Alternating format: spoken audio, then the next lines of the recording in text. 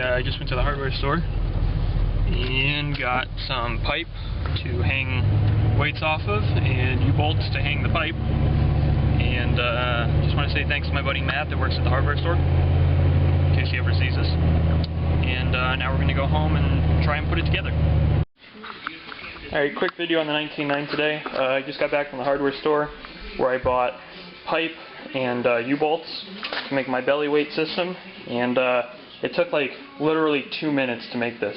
The bolts conveniently lined up with the dimpled holes in the footboards, and the footboards are like 1/4 inch steel, so I think that's a pretty solid mounting system. So I put one of those on each side and then just slid the pipes through. This is 1/2 inch galvanized pipe, and I just slid my weights over it, and then I got 2 elbows and 2 4-inch nipples just to make like little handles with, so if needed I could put more weight on here, or it also keeps it from sliding off like a little handle. So that part of the weight system is basically done. It cost $13. Yeah, $13, love that kind. So now what I think I'm going to do is put all Sears weights and then my grandpa's John Deere wheel weights just on the front here. That'll be 232 pounds plus 60 on the front tires, so you know, roughly 300 pounds. And then I've got 70 pounds in between these concrete and cast iron discs, and then I have another 100 pounds of these cast iron discs. So this is what it consists of. It's 1/2 inch galvanized pipe secured by 2 U-bolts, one on each fender. It's like I said, 1/2 inch, and it's 4 foot long.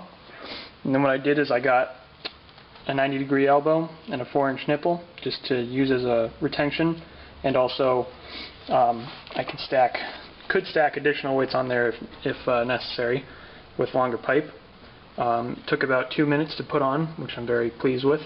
At first it interfered with the steering because I had it mounted in these 2 holes, so I moved it back, and got plenty of room between the weights and the tires, and it doesn't interfere with the steering now.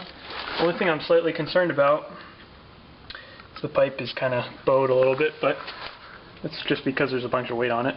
I got 25, 10, 10, 10, 10, 10, 5, 5, so 25, 35, 45, 55, 65, 75, 85 pounds per side, so I got 170 pounds total riding underneath the tractor, 55 on the rear tires each, so 110 there.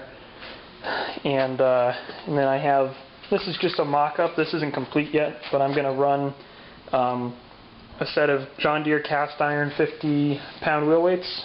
I believe they're 50? Yeah, 50. And then these 4 Sears weights, so that in total should put me at about 240 on the front. And then I got these 30-pound wheel weights that'll go on once I drill out these wheels. And so I'll have 300 on the front, 110 on the back, so 410 plus 170 underneath, so 580. I can get another 100 pounds if I load these rear tires, but very happy with this. As long as I can drill out these wheels, I will have used all of the weight available, minus loading the tires. I think for the first pull I'm not going to load them, just see how they do as far as squatting, and then go from there. If they don't squat that much anyway, probably wind up loading them, but I haven't decided yet. So all set for now, and it's looking good.